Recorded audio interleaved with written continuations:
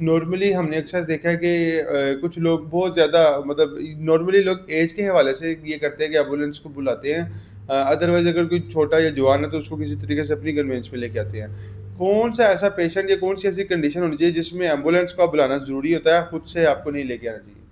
देखिए डिपेंड ये करता है कि आपके पास टाइम कितना है। आप एम्बुलेंस को कॉल कर देंगे, अगर एम्बुलेंस को ही 10-15 मिनट से ज़्यादा लग रहे हैं, तो वो तो आपका पेशेंट का जो आपकी जो गोल्डन आवर है, वो तो आपने उसको उसी वक़्त वेस्ट करना शुरू कर दिया ना।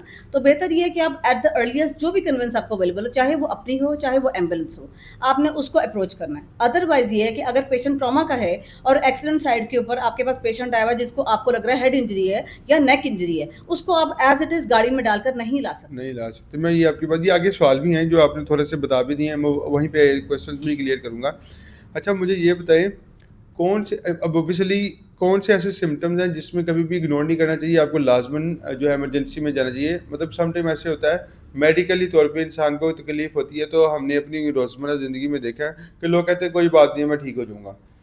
या तो फिर मेरे दिमाग में ये गलतफ़हमी है कि मुझे लगता है जब इंसान कह रहा है ना मैं ठीक हो जाऊँगा तो वो उसको इमरजेंसी की ज़रूरत ही नहीं है। या फिर शायद उसको इमरजेंसी की ज़रूरत होती है और वो बिला वजह नहीं जा रहा होता। ये थोड़ा-सा गाइड करें मुझे। देखिए, ये आपने 3-4 सिनेरियोज़ को इकट्ठे सवाल में डाला है।